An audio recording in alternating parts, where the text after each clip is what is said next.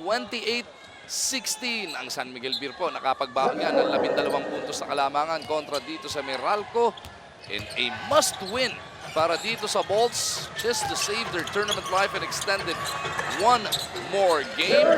Jared Dillinger, the captain of the Bolts, with the first 2 points of the second frame as we get this report from Riza. Magu, kung babalikan mo yung first quarter, ang naging isang foul ng San Miguel Beermen was that foul from Ronald Tubit. Other than that, hindi sila foul. Ang sabi ni Coach Jamaica, it's not them being lousy on defense, it's us being not so aggressive on offense. Puro nga daw jump shots. Kaya ang call out for the second quarter is for them to be a little more aggressive and attack the basket some more. Magu. Well, exactly. Makikita mo naman, malabo talaga yung dating doon ng Meralco in the first quarter of play.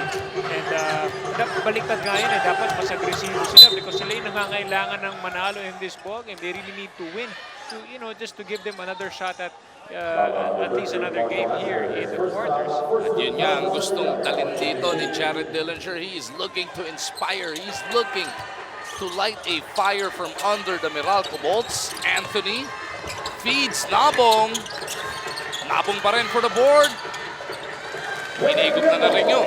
You know, he's one of those athletic big men, you know, upper body strength, good leaping ability. Kaya kailangan talaga mas aggressive si Kelly Nabong sa ilalim. In fact, if you can make him do a dunk, malaking bagay yan para sa impulsyon ng Meralco Boys. Tabagnot is with Lassiter, Lutz, Reyes, and Reed. Foul whistled on that region. David ang napituhan. Kasama naman niya sina Cortez, Dillinger, Nabong, and Anthony. Tabagnot pitches it out papunta kay Reyes. Outside jumper, sobra. Dillinger pushing it para dito sa Orangeman. JD to Gary D. In and out para kay El Granada. Only 2 points across his number so far para kay Gary. Reed for 3. Oh, good. David para sa board. Dillinger shifting directions. Feeds Anthony. Sean trying to decide what to do. Tinatawag ang kanyang point guard na si Kulkat. Cortez over to Nabong from the outside. Error. Reed on the breakout play. Broken up by Cortez. It's a good defense there by Kulkat. Dillinger hesitates. Finishes strong over Reyes. He was able to really lull itong si J.R. Reyes to sleep. That's why he was able to go to the basket because of that move. Dillinger now with 4 points and he has brought Meralco to within 6. All 4 second quarter points courtesy of Dillinger. Hindi pa madagdagan ni Reyes naman yung total nila sa kabila. Dalawang totoong tira ni Lua. You know, Meralco just got lucky there because he was just wide open. He walked himself in the shaded area and just got the ball so easy. Anthony, bibigay mo na kay Gary. Anthony trying to slide on that back door. He's held back by Lutz. Foul whistled on Chris.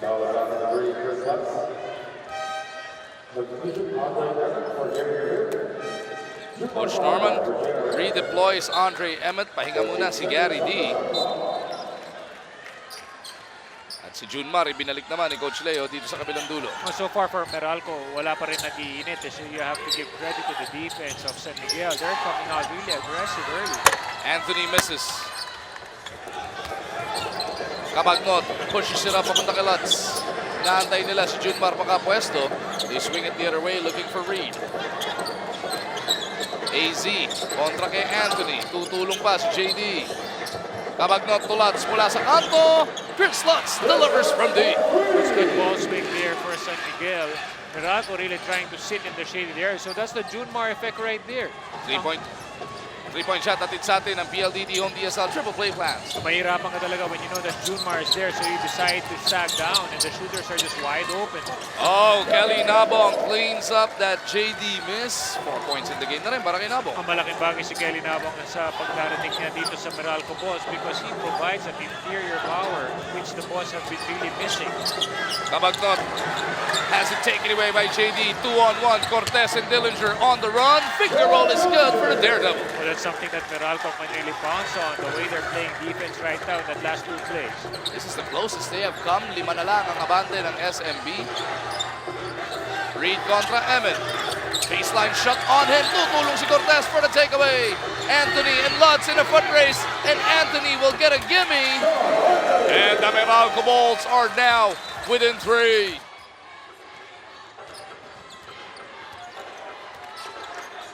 Patuloy ang bakbakang Meralco at SMP mula dito sa loob ng Big Dome. Itong San Miguel Beermen, lumamang na to kanina ng hanggang 13 puntos. Pero napako sila ngayon sa 31. Rebound pa ni Hodge, yung mintis ni Reed. Magkakataon na Meralco to come to within 1, maybe even tie the game with a long bomb. Cortez di diskarte. Bounces it to Nabong. Nakita pa itong si Hodge. Pero nasasalubong sila nila Santos at Fajardo. Emmett ties the game.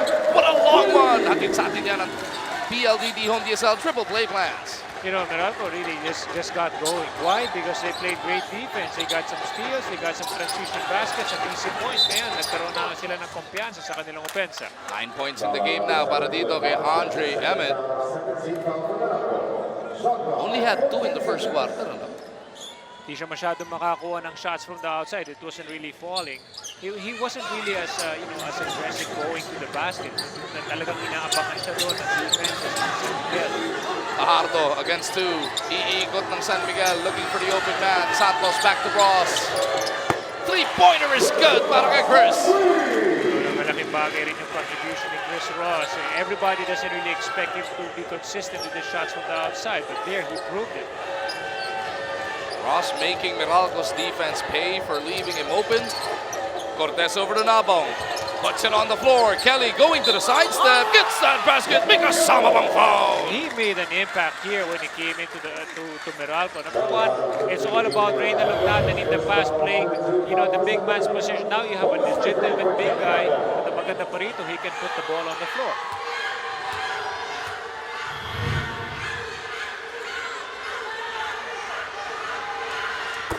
Nabong completes that 3-point play. Tapla na naman tayo. Ikatlong pagkakataon na to. Definitely sa pagdarating ni Kelly Nabong dito kay Coach Norman. And with Coach Norman's skill on teaching a lot of big men, malaking bagay yan para sa Meralco. Fajardo against 2. Jumps a pass out papunta kay Lutz. Santos will let it fly. Erbolyon, Emmett for the rebound. Being bothered here, Arizona to Junmar. Lalagay na lang sa rin niya.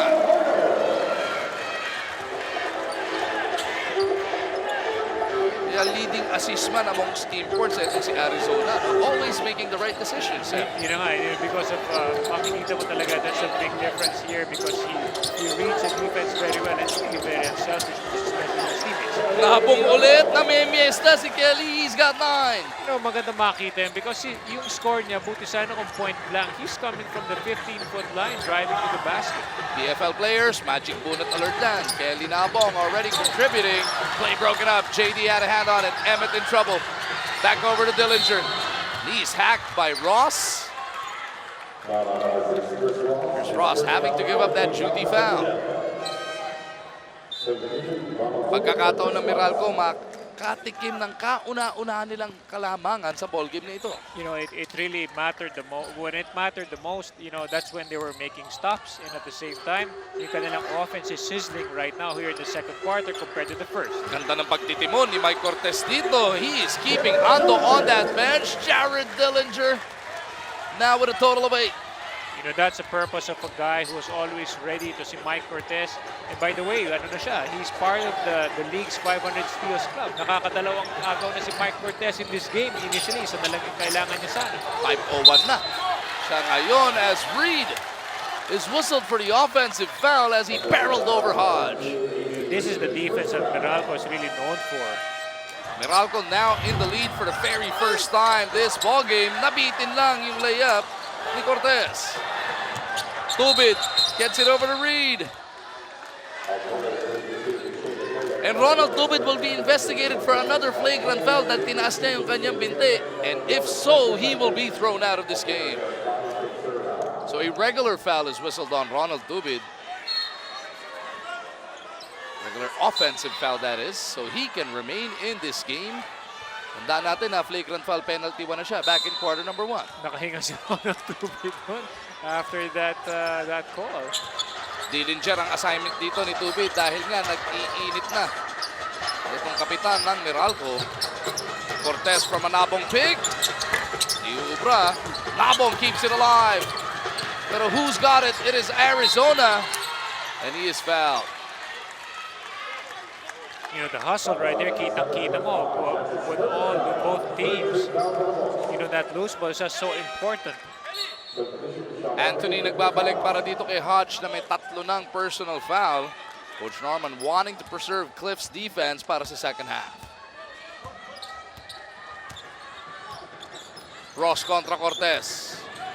Chris has got the height on him. Tumulong si Nabong. Nandun si Junmar to clean it up.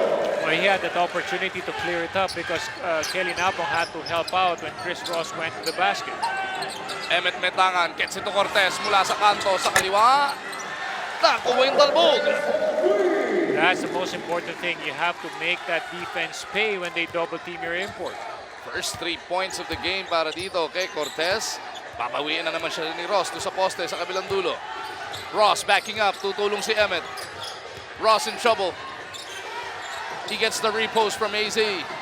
Ross with 7 to shoot, spins baseline, kicks it over. Arizona touches it to Tubid.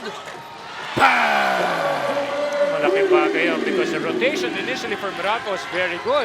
Pero kita mo naman, the ball swing was even better for San Miguel. Cortez calling out that shirt play. 2 pick yung kanyang dinaanan. Cortez down low, lalabas kay Anthony. Sean puts it on the deck. Nice fake. Back out to Cortez, down the middle. Anthony mula sa elbow. He's got those 2 points. Yun ang hinahanap, yun ang sinabi kay Miss Riza kanina. They want Meralco to be more aggressive. Now you see Meralco really attacking that basket. Bolts back up by 2. AZ kontra dito kay Emmet. Santos to the corner. Tubid aatake kay Anthony. The floater off the glass is good. That's how important Ronald Tubid is. Kanina kaya nga nakahinga siya after munti ka na nga siya matawagan na isa pang flagrant. You look at the contribution. He had 4 points already in that stretch. Nabong over to Emmet who was not expecting it. Kung nakatingin lang si Andre doon, 2 points na dahil libreng-libre siya. Mintis yung tira. AZ against Anthony. He's held down by Sean. Regular foul whistled on Anthony. 2 shots parating para kay AZ. You got to admire the effort of Sean Anthony not to really give up an easy layup because kanina pa natin narinig si Coach Norman, you don't really want to give any easy layups, most especially now in the playoffs. Nagkita na nung elimination round itong Meralco at SMB. Nanalong Meralco sa ball game na yun, but Arizona was nursing yung kanyang chan because of food poisoning. Have fun and run with your favorite PBA players. The PBA Fun Run for a Cause will happen on July 4, Saturday, sa Quezon City Memorial Circle po yan. Mga PBA fans, pwede kayo sumali sa 3km, 5km, 10km, o 15km run. This will be for the benefit of the Cancer and Hematology Center of the Philippine Children's Medical Center. You may call 470-2768-270. Yan po ang number ng PBA office. Si Eric Reyes po sasali sa lahat na yan. Back to back to back to back. 5km na, 10 pa, magpi-15 pa. Balita ko nga, narinig ko in one of our coverages, sinabi ni Dominic, tatakbo ka rin daw eh. Palayo. Tatakbo ko, palayo. A minute 34 now remaining in this first half. AZ to the corner. It is Lassiter, and he buries that three. As the last person I want to leave, it open, it was si Marshall Lassiter. He was wide open in that left corner. Lamang na naman ang SMB, 47-46. We got a dogfight on our hands here. Anthony sneaks it through. Grabe agresibo dito ng Meralco. They're going straight to the basket. Ang San Miguel naman, they're really looking at Junmar trying to milk his advantage over his defenders and open up those shooters on the outside. Less than a minute remaining in the first half. Nabong terrifies the living something out of the people at the expensive seats. Inaawat ko sarili. Cabagnot on the move, down the gut of the defense. Alex Cabagnot delivers that finger roll. San Miguel has so many weapons on offense. Malaking bagay talaga yung presence ni Alex Cabagnot.